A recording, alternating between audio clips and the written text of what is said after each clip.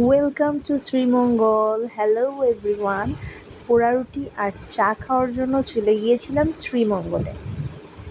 Jokes apart, actually এই প্লেসটা হচ্ছে আড়ংয়ের পিছনের গেট, আলোকির পাশে। আরও সহজ করে বোঝাতে নিকেতন 3 নাম্বার গেটের সাথেই। সো এইখানে শ্রীমঙ্গল টি স্টলটা খুবই অসাধারণ কিছু টি এবং পোড়া রুটি নিয়ে এসেছে।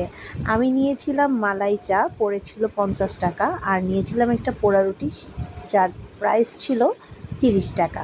সো এত কম প্রাইসের মধ্যে এত অসাধারণ টেস্টের খাবার আপনাদের সাথে শেয়ার না করলে কি হয় বলেন?